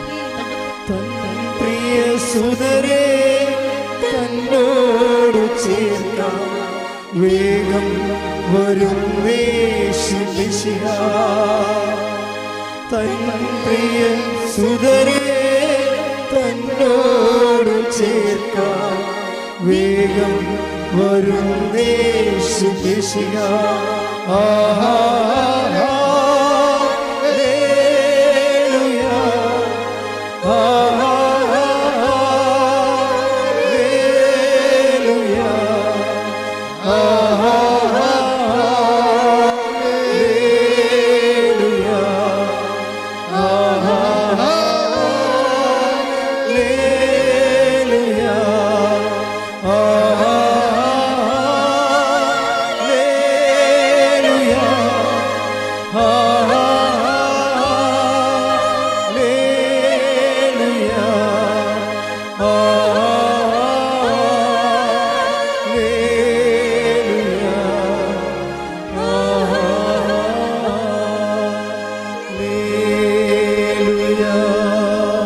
യോശുവ 4:11. ജനം അതിവേഗം മറുകര കടന്നു. ജനം അതിവേഗം മറുകര കടന്നു. ജനം കടന്നു കഴിഞ്ഞപ്പോൾ കർത്താവിന്റെ പേടകം വഹിച്ചുകൊണ്ട് പുരോഹിതന്മാരും നദി കടന്ന് അവർക്ക് മുമ്പേ നടന്നു.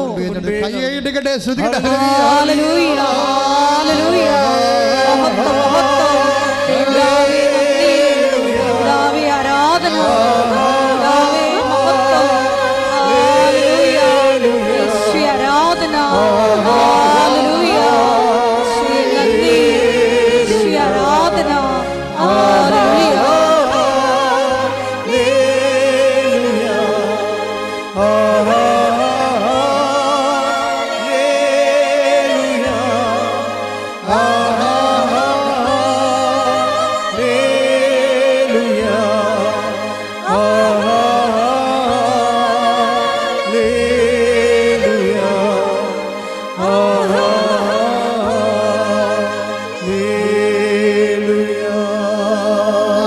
മനോഹരമായ ഒരു വെളിപാട് കർത്താവ് നൽകിയത്. ഇപ്പോൾ ശിശിഷൻ്റെ പരിശുദ്ധാത്മ എന്താ ചെയ്യുന്നറിയാവോ? ഈ വെളിപാടിൻ്റെ പുസ്തകത്തിലെ 21:4 അല്ലേ, അവിടെ നിന്ന് അവരുടെ കണ്ണീരെല്ലാം തുടച്ചു നീക്കി. അത് ഈ 12:11-19 വാഗ്ദാനപ്പെടുകയും കാണായി. പിന്നെ എന്താ സംഭവിക്കണത്? കണ്ണീരെല്ലാം തുടച്ചു നീക്കി. അതിൻ്റെ മുന്നാസ്വാദനമാണ് ഭൂമി സംഭവിച്ചത്. എന്താണ്? അവസാനത്തെ ജനം ഈ കണ്ണീരിൻ്റെ കാലത്തുനിന്ന് ഈ ദേശത്തുനിന്ന് കടന്നു പോകുമ്പോഴും വാഗ്ദാന പേടകവും പുരോഹിതന്മാരുമായി ജനത്തിൻ്റെ പുറകിൽ നിന്നു എപ്പോഴും മുമ്പേ നയിക്കുന്ന ദൈവത്തിൻ്റെ ചൈതന്യം അവസാനത്തെ കുഞ്ഞിനെപ്പോലും രക്ഷപ്പെടുത്താൻ നിൻ്റെ പുറകിലുണ്ടാകുന്ന ചൈതന്യം, ദൈവ ചൈതന്യം, that is ark of the covenant, വാഗ്ദാന പേടകം. കൈയടിച്ച് സ്തുതിക്കട്ടെ. ഹല്ലേലൂയ, ഹല്ലേലൂയ, ഹല്ലേലൂയ. വലിയ വെളിപാടിന് നന്ദി പറയുന്നു. വചനത്തിലൂടെ നീ വഴി നടത്തിന് നന്ദി പറയുന്നു. Hallelujah, hallelujah.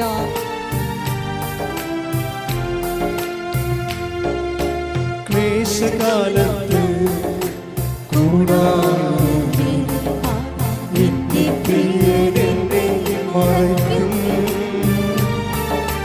അല്പകാലം കഴിഞ്ഞ് ഉയർന്നതാം പാറമേ കയറ്റി നിൽക്കും. അല്പകാലം കഴിഞ്ഞ് ഉയർന്നതാം പാറമേ കയറ്റി നിൽക്കും. ക്ലേശകാലത്ത് കൂടാരം മറയ്ക്കും. അല്പകാലം കഴിഞ്ഞ് ഉയർന്നതാം പാറമേ കയറ്റി നിർത്തും. അല്പകാലം കഴിഞ്ഞ് ഉയർന്നതാം പാറമേ കയറ്റി നിർത്തും. നമ്മുടെ പിതാവായ എബ്രാഹാം, പിതാവായ യാക്കോബ് ഒരിക്കലേ തകർന്നു പോയപ്പോൾ, തൻ്റെ എളി ഒടിഞ്ഞപ്പോൾ അപ്പായെ കെട്ടിപ്പിടിച്ചോട്ട് പറഞ്ഞൊരു വാക്കുണ്ട്. അപ്പാ, ഞാൻ അറിയാൻ പാടില്ലാതെയാണ് ഈ രാത്രി മുഴുവനും ബൾബൾപ്പെടുത്തി നടത്തിയത്. ഇപ്പോഴെനിക്ക് മനസ്സിലായി. എനിക്കൊന്നേ പറയാനുള്ളൂ, എന്നെ അനുഗ്രഹിക്കാതെ നിന്നെ ഞാൻ വിടത്തില്ല. അവസാനത്തെ കുഞ്ഞിനെ വരെ അനുഗ്രഹിച്ചതിന് ശേഷമാണ് വാഗ്ദാന പേടകം രൂപമേക്കേറ്റ് സ്വർഗത്തിലെ സംപൂജ്യമായ സ്ഥാനത്ത് വിരാജിക്കണത്. ഇത് ബൈബിൾ ടുണ്ണി ചെയ്തതാണ്. വെച്ചാൽ നമുക്ക് ബൈബിൾ പറയാതെ പറയുന്ന വാക്കെന്താണ്? കണ്ണീരെല്ലാം തുടച്ചു നീക്കി, ഇനി മരണമില്ലെന്ന്. അത് പറയണ വാക്കിന് ആരംഭിക്കണ എവിടെയാണ്? അവസാനത്തെ കുഞ്ഞ് കടന്നു പോകുന്നവരെ വാഗ്ദാന പേടകവും പുരോഹിതന്മാരും ജോർദാനിൽ നിന്ന്, ജോർദാൻ കണ്ണീരിൻ്റെ ഒരു നദിയാണ്. ഈ കണ്ണുനീര്, എൻ്റെ ദൈവപൈതലേ, നിനക്ക് കണ്ണീരുണ്ടെങ്കിൽ നിന്റെ മുമ്പിലും പിമ്പിലും കർത്താവിന്റെ സാന്നിധ്യമുണ്ട്. കൈയടിച്ച് സ്തുതിക്കട്ടെ.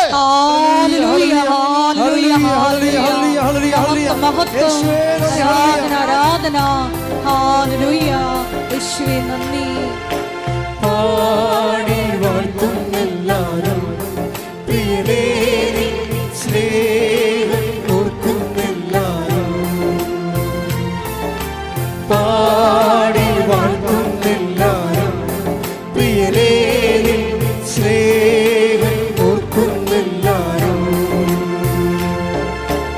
ആത്മാവിന്നലരെ അവതാരമാം നവകിന്നരം തൂക്കി ഞങ്ങൾ പാടും ലോകമായ ബാബിലോണിൽ പുഴയോരം കണ്ണിൽ സ്തുതി പാടും പാടി വാഴ്ത്തുന്നെല്ലാരും പ്രിയനേ സ്നേഹം ഓർക്കുന്നെല്ലാരും പാടി വാഴ്ത്തുന്നെല്ലാരും പ്രിയനേ സ്നേഹം ഓർക്കുന്നെല്ലാരും. നമ്മുടെ സാധാരണ പ്രാർത്ഥനയും ഉടമ്പടിയും തമ്മിലുള്ള വ്യത്യാസം അതാണ്. ഉടമ്പടി ബേസ് ചെയ്തിരിക്കുന്ന വാഗ്ദാന പേടകത്തെയാണ്. ദൈവത്തിൻ്റെ സാന്നിധ്യവും സംവിധാനവുമാണ് വാഗ്ദാന പേടകവും. അതിൻ്റെ ലക്ഷ്യമെന്ന് പറയണത് ഏത് ജാതിയായാലും ഏത് മതമായാലും അവസാനത്തെ കുഞ്ഞ് രക്ഷപ്പെടുന്നവരെ നിൻ്റെ പിറകിലെ സാന്നിധ്യമായി.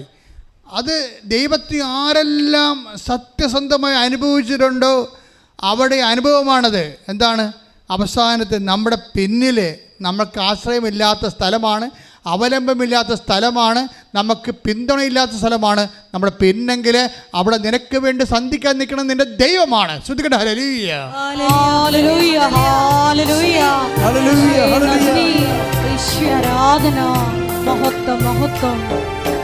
പാടി വാഴ്ത്തുന്നെല്ലാരും പ്രിയനേ സ്നേഹം ഓർക്കുന്നെല്ലാരും പാടി വാഴ്ത്തുന്നെല്ലാരും പ്രിയനേ സ്നേഹം ഓർക്കുന്നെല്ലാരും. ആത്മാവിന്നലരെ അവതാരമാകും നവകിന്നരം തൂക്കി ഞങ്ങൾ പാടും ലോകമായ ബാബിലോണിൽ മിഴിനീരിൻ പുഴയോരം കണ്ണിൽ സ്തുതി പാടും. പരിശുദ്ധ പരമദിവ്യകാരുണ്യത്തിന് എന്നേരവും ആരാധനയും സ്തുതിയും പുകഴ്ചയും ഉണ്ടായിരിക്കട്ടെ.